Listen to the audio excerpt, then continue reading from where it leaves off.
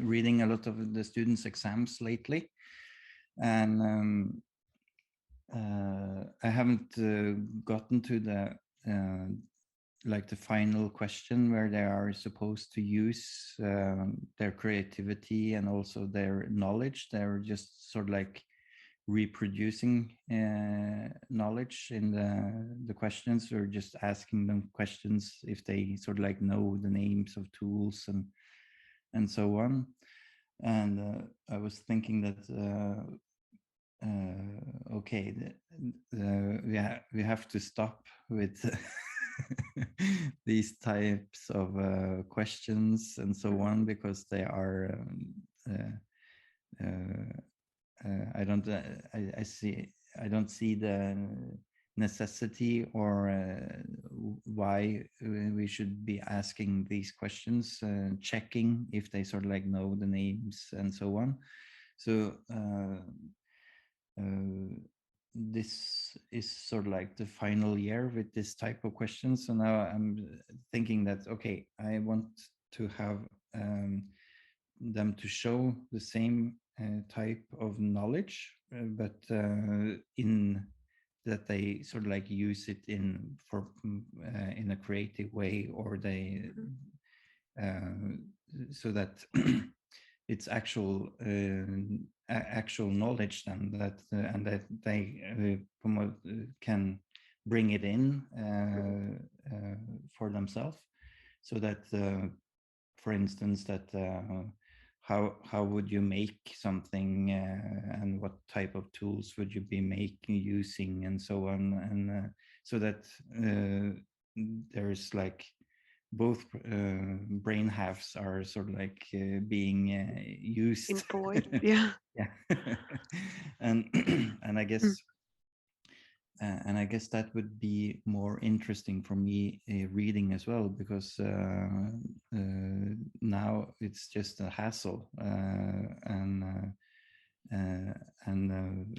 then the students also needs to sort of like use the knowledge in a way, and that's primarily what we are trying to do in our workshops always, that when they are working physically with their hands and doing tasks, they are collecting information in a different way than when just reading about it.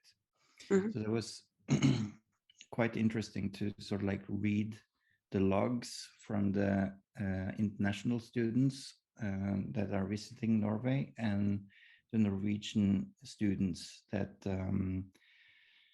have been in the Norwegian system and so on, because they were quite different. And the international students were talking a lot about how they were able in the task to use their hands and experiment and so on, and that this was new to them, and they had only been reading about it and so on, and that they felt creative and were allowed to be it. And they were talking about how it was problematic for them to see how they could sort of like surpass the bureaucracy, that the school isn't in a forest or close to nature, and that they don't have any money or they don't have any tools.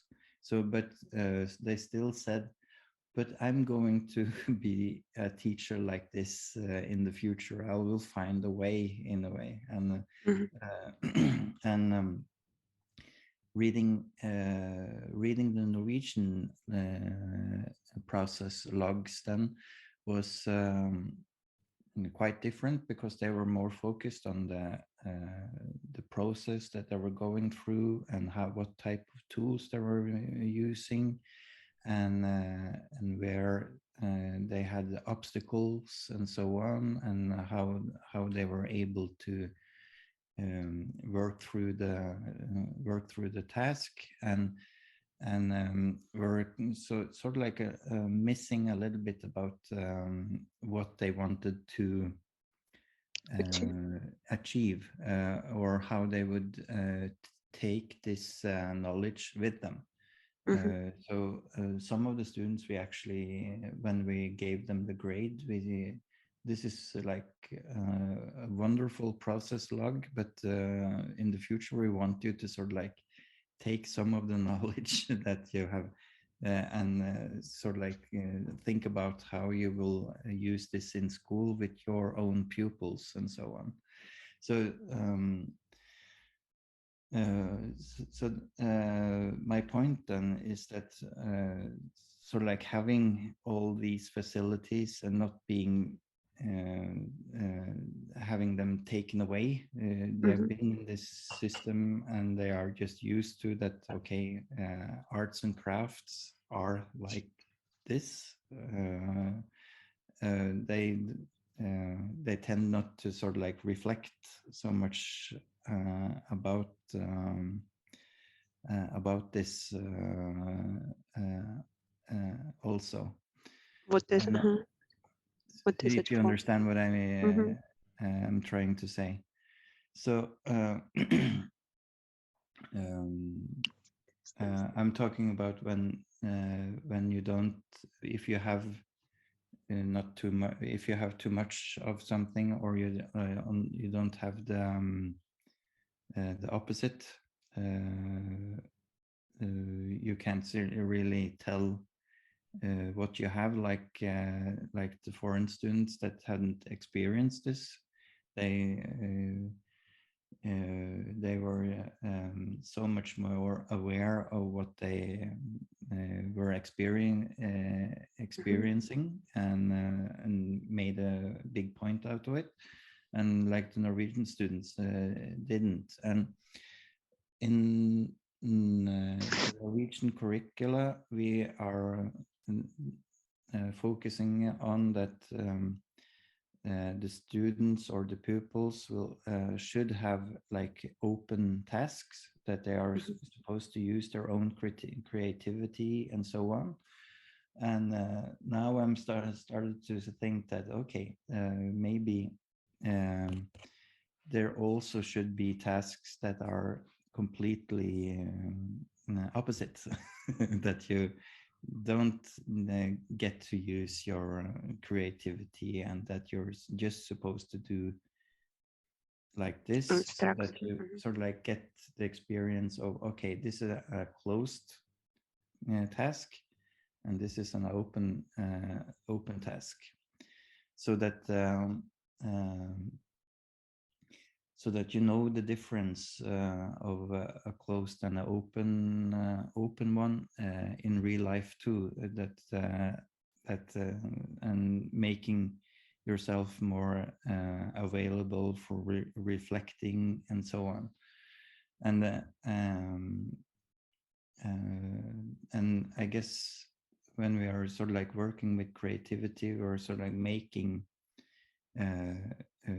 some framing for our students. And I see when I'm sort of like visiting them out in practice, they tend to misunderstand this concept as well, that a free open task, draw whatever you want or use any technique that you want, is sort of like open for them. But they forget that framing the task is sort of like making it easier to be creative. And I'm trying to sort of like tell them that okay, we have open tasks that you can make any type of mechanical toy. We're not framing it, because we want the diversity, and that each student will learn from each other, all types of different mechanics that you can make out of wood. And then and then they sort of like tend to misunderstand this concept that okay, an open task is then you're free to do whatever you want. So it sort of like brings me back to the exam that I'm been reading right now, that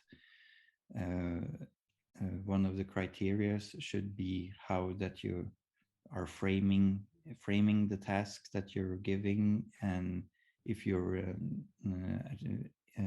and discuss what goals that you're achieving by what type of framing that you're giving them. So reading these exams and how poor the exams really are sort of like gives me some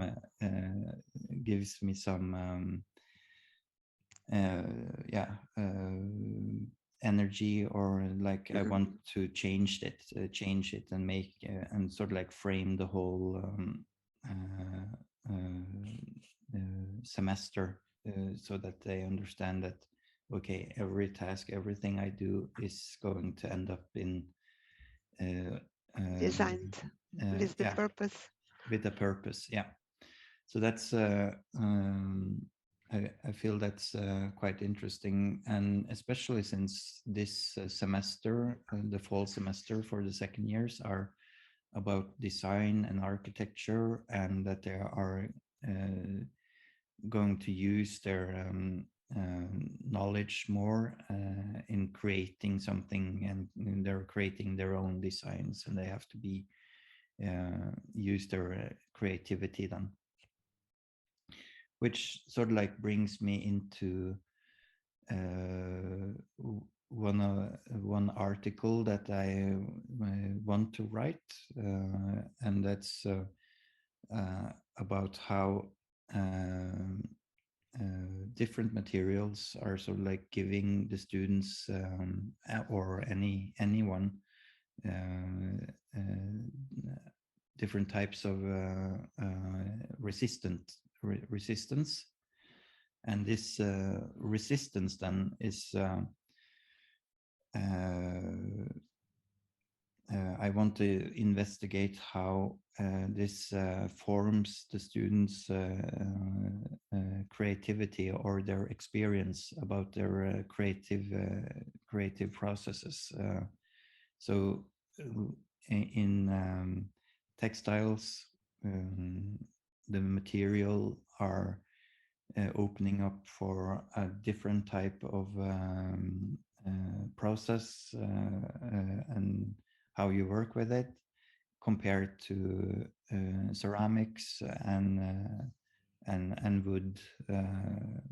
So like these three materials, and also I was thinking that since we are whittling, like with knives out in the wood, I guess also not only the material but also the surroundings or the experience also are Influencing or influencing like shape it. shaping the creativity then. So I think this type of work is interesting for me, because then creativity becomes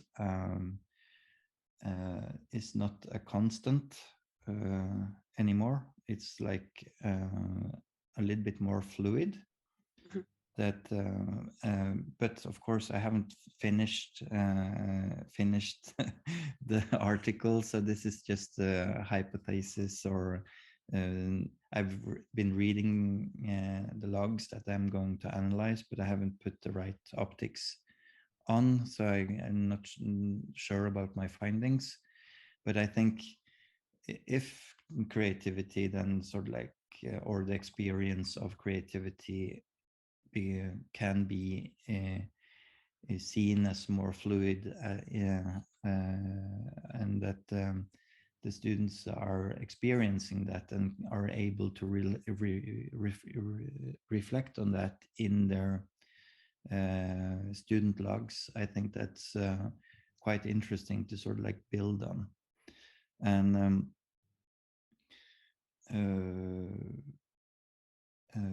that's sort of like brings me a little bit further into my thoughts about creativity, is that me and you, Polina, have been talking about that we need I at least very often experience that I'm not repeating the same semester, but the students are sort of like starting at scratch, and they sort of like experience.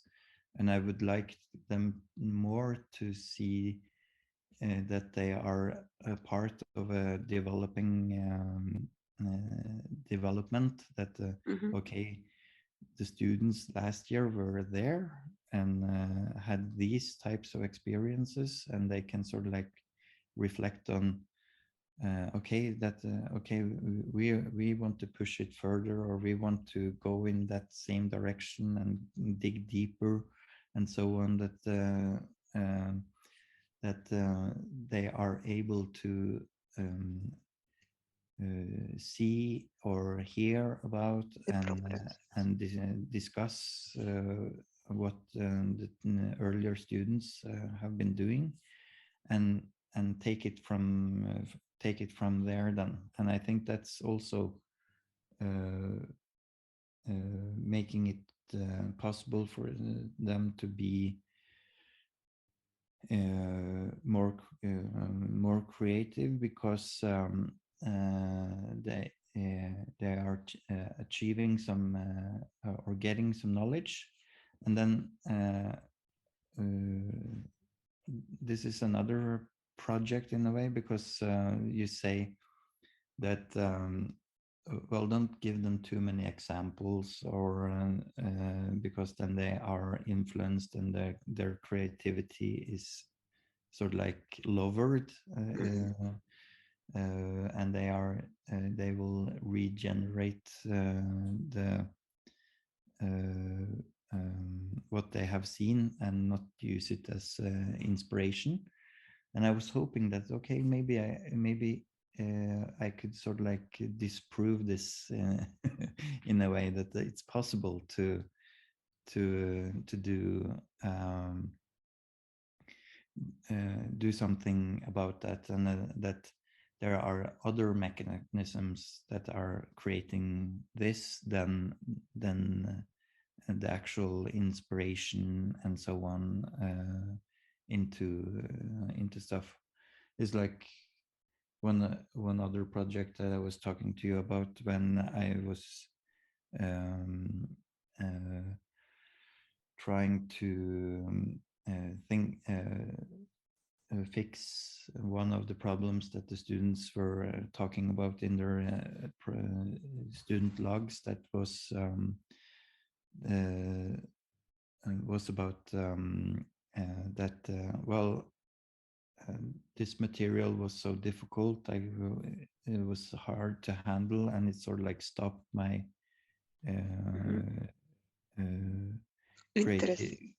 interest or creative process or whatever it was. And they were working with paper, trying to sort of like make models in paper. And I discovered that okay, I haven't given them any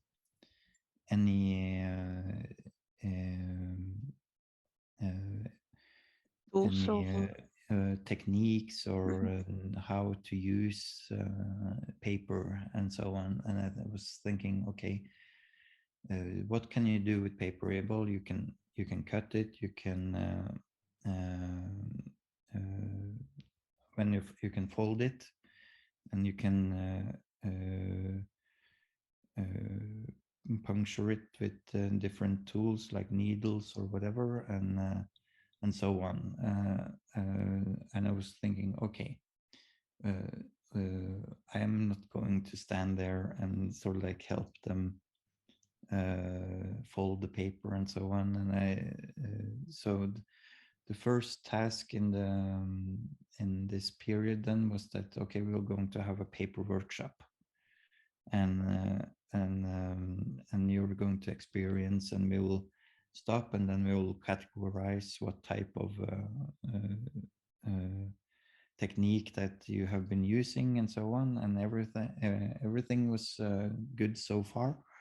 And then I said, and so that was the first page, and on the second page, that was this knowledge you will use to make an architectural model.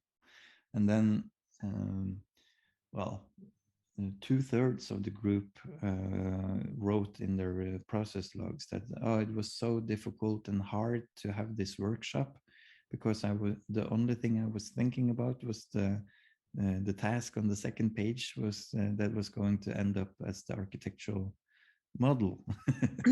So and that's and I guess that's so I sort of like torpedoed my own workshop by printing the next step on the back of their mind.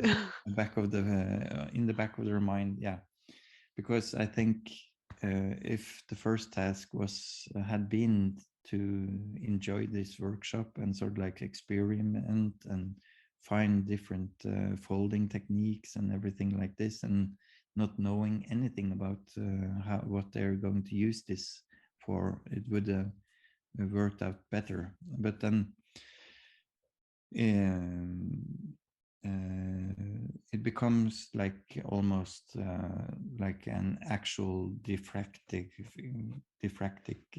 experience, not analysis, but that something is there's a void, something that are in the way that doesn't help them, but there is still 1/3 that are able to sort of like, well, this is very good for me. I can experiment and I can use this in the model, and it doesn't matter if it doesn't end up in the model and so on.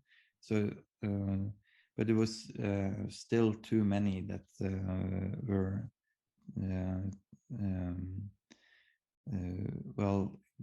felt that this creative paper workshop was a hassle, because the other task was in their mind, and they had already found so many things that they wanted to use, and they had already sort of like landed some of the things that they wanted. So but then it's there could be also another obstacle, that if you don't tell them, so it could have worked actually. So okay, better with the question. So why do you think you told them straight away that the next task would be architecture? I think because what you were sort of like more or less mentioning now, you can meet the other problem, that why are we going to do this task? So yeah. The first task has to be a task as well, yeah. That they are the task is that, okay, this is an experimental workshop that we are going to work, and we are together, we will categorize and we will document and sort of like do this workshop, and then and you will sort of like deliver this. Then there's no question that, okay, this is a task and I have to do it, and I have to be sort of like hiding the creativity part in the task in a way. And then in the next step then would be, okay, you're going to make an architectural model based on the experimental workshop that you used, and you're going to, now we're concentrating on the shape and form and how you combine the different techniques or whatever, something like this. So just and I think that's something that I'm not so good at. And I think I'm also unfortunately, teaching my students to not be so good at this, to sort of like shape framed good tasks that don't fall into these problems that you're, literally sort of like spoiling the good parts by revealing or not designing sort of like the teachings in a good way, that you think that all that if you give the students all the information, that's the best way. And I just had an experience here the other day. We had last Friday, we had sort of like a wrap-up meeting for the decentralized development project that we're running with 3 schools. Mhm. And me and a colleague, we had sort of like made a task that said that, okay, you're going to create your dream school, and there's like no rules, and you can just create your don't think about the curricula or anything, just make what does your dream school look like. And then another colleague were reading this and thought, oh no, I can't write like this. It has to. Now we've been working with how they can adapt to the new curricula in 2 years, and they and it has to be some rules. And we were, me and the colleague that had designed the task, we said, oh no, we just want to loosen up so people are not restricted. Then we found out, okay, that there's no curricula or no goals or anything. Sort of like we have to take away that part, because that sort of like actually brings this into their minds, that okay, making them less creative in a way, because we as the people that are giving the task, we are sort of like reminding them of that there are a curricula, and there are goals that they are supposed to achieve and so on. So we just make your dream school, and make like a wheel, year wheel, that sort of like show us some of the tasks that this type of school are doing then. And then in 2030, this school was invited to Expo 2030, and they were going to make a presentation of their vision and so on, like this, or the philosophy behind the school. And my point then is that in this process, we had like a really good process, and we also needed this feedback that, well, it should be some about the curricula and so on. And then we had the argument, and we found out that okay, we have to skip that whole part with no curricula and no goals, because then that was sort of like bringing this into mind, and instead we wanted it to be a little bit more free than the actual thing. So hopefully, when we are giving this task now in the new year, that we'll get some different ways of seeing this, and that that they are giving themselves their own type of restrictions and so on, and not being too much guided and so on. So hopefully this task is working the way that we wanted, and then going the other way around, framing it more and more until they are sort of like bringing it from 2030 back to 2022 and see why can't we do this now in our school with the curricula that we have and the goals that we are supposed to achieve.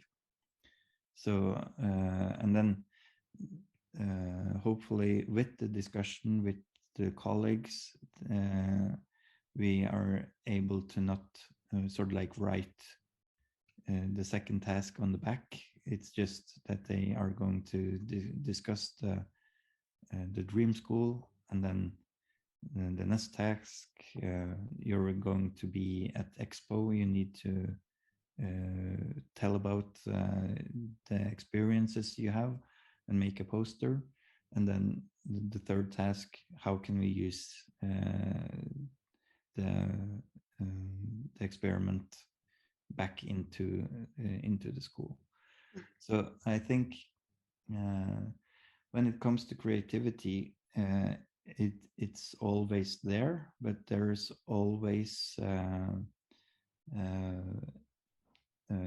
some type of resistance in the task, or the way that you're telling about it, or how there's so many buts that you need to be aware of and sort of like try to design your way around to make the experience that I'm not in school. I am doing this because I am curious. I want to find out something, and I can because I have the courage, and the roof is high enough for me to fail and experiment and so on. And the whole task is about experimenting, and then later when I have the knowledge, I can use it in a task and continue experimenting and find out. But now it's more framed, and hopefully then after all these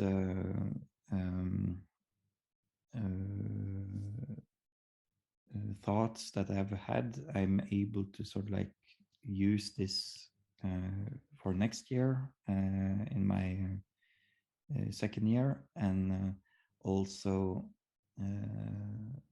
help the students to see that designing tasks and so on are crucial for how the creative process will be, and the experience the students will have, and so on.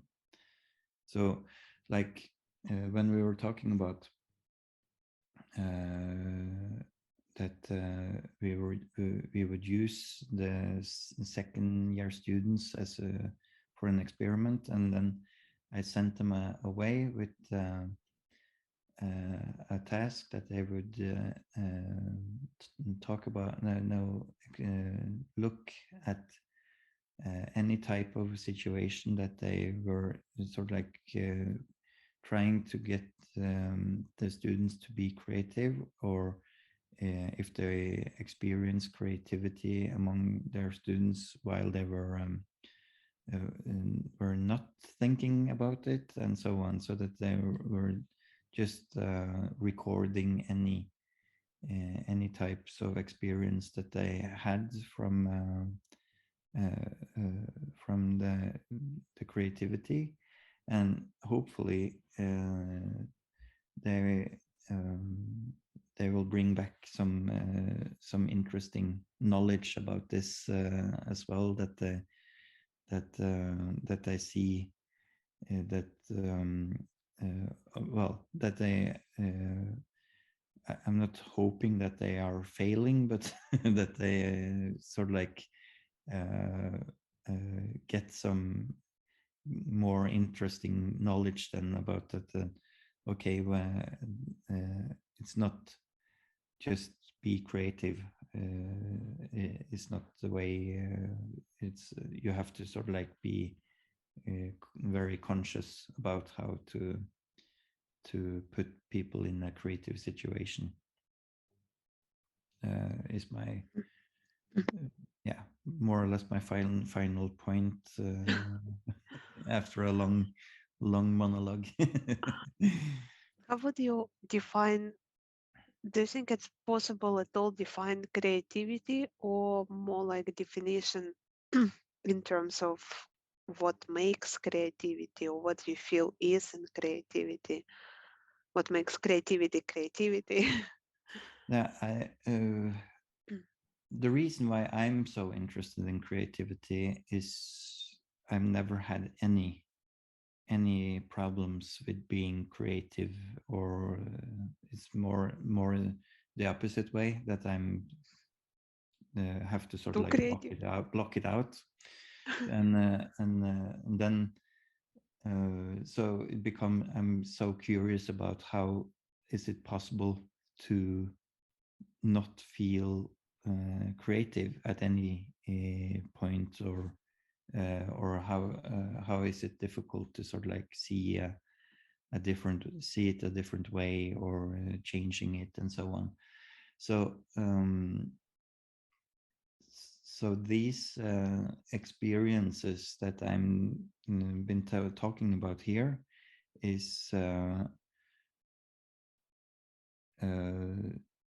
ways of sort of like seeing that things can get in the way of the creativity of people, and blocking the creativity, and I want to enhance creativity in a way, and I feel that the Norwegian school is on a not a good path when it comes to the creativity part.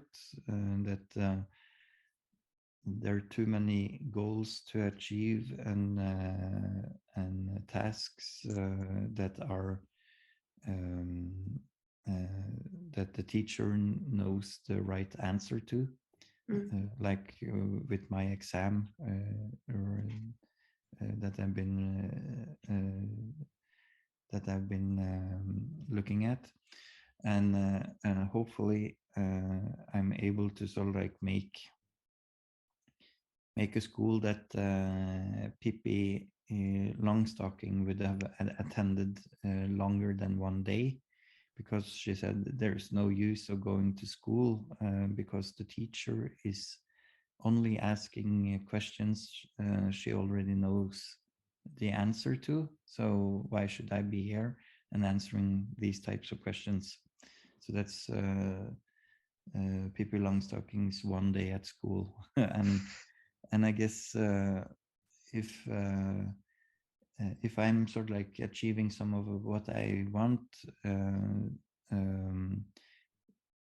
you sort of like want to go to school, you want to challenge the tasks, and you want to achieve something for yourself, you want to have your own goals, and so on with this, and bring in the resources of the pupils, so it goes both ways. It's also more interesting for the teachers, and also for the pupils, and there's like there are of course some right answers, but there should always be more about how can you use the knowledge in a creative way, and how can you where should you apply what, and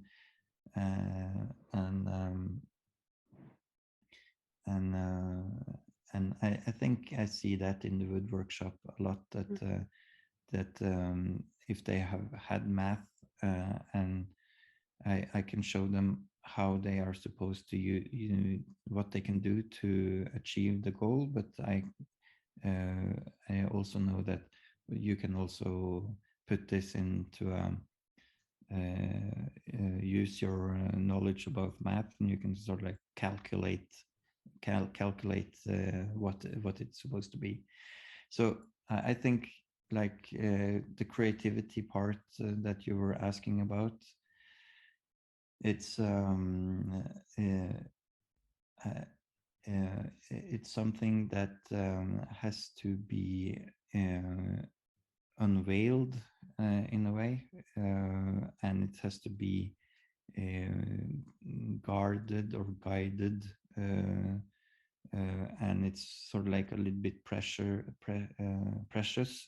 so that you can't force it. You always has to like make room for it and so on, and certainly not close the doors and so on. So it's and telling people to be creative is a way to make them not be so creative and so on. It's more about designing the world around creativity, and then help out, and not everyone is so fortunate or unfortunate as me. So that is really the force. With others, and there are other things that are more forceful and so on, and sort of like pushes the creativity to the side, because they are afraid of not meeting the tasks and so on, and they are less creative. And then I'm saying that it's not their problem, it's my problem in a way. I need to be more creative in the way that I'm designing the tasks, so that they are freer in the exploration of the task and so on. So I'm not sure if I answered your question or could make a good definition, but I guess that's sort of like something that I will spend the rest of my life sort of like adding small bits and pieces to what creativity actually is. Raul, do you have any comment? No, today I was just listening to the conversation. The monologue. So, well, but I think sort of like just being able to speak or discuss, and I guess me and Polina has already been discussing a little bit, and she said that, well, can I put on the recorder now? No, not now. So on. But I was trying to remember, like you used a very nice metaphor the last time when I said that I want to record this. You said that you will remember, and I'm trying but of course remember. I probably don't remember right now. But I think like this creativity understanding is, for me, it's quite fluid in a way that it's almost like a force that is always there, but there's so many other forces that can push it aside, and you always you have to guard it, and you can but like after we talked last time, I've been reading all these call it stupid exams, and come to my attention that okay, if I'm interested in creativity, I need to change this part as well, and show them that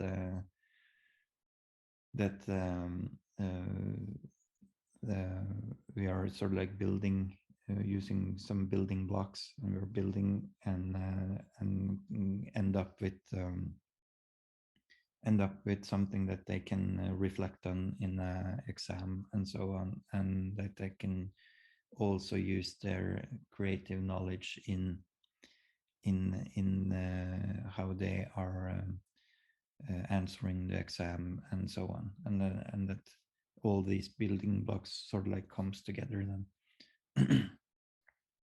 and hopefully it's not just reproducing knowledge, but they are using it in their own way, and that this they have learned through the tasks that they have been using, instead of them sort of like asking questions about why are we going to make these process logs. Well, yes, there's I have a good answer to to that, and this is something. Well, they should, through discussions or dialogue, understand the reason. Yeah, and I think I will use a little bit more time starting up the semester, for instance, that we'll go out and discuss these things in the beginning, like go to the forest and so on, and sort of like get some common ground, and then start from there, instead of informing them in the way that I've been doing, because Definitely. it's more in sort of like has a lot more to it than just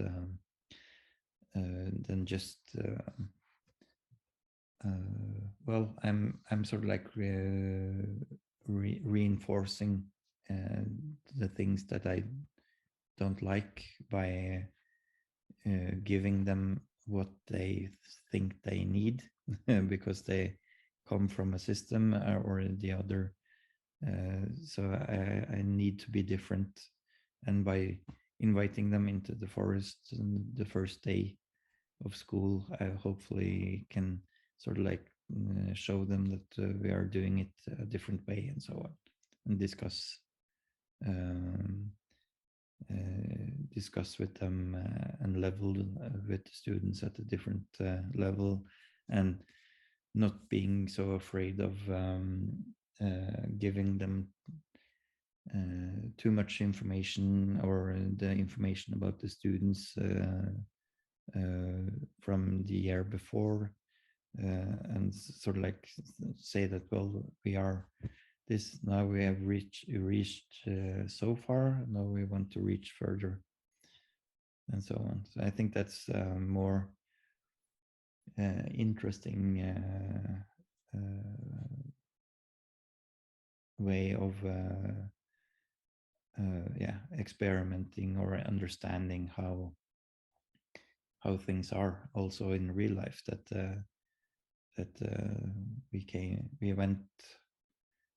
we are leaning on other people knowledge and so on, and they don't have to invent everything themselves. Mm-hmm. Yeah, Definitely.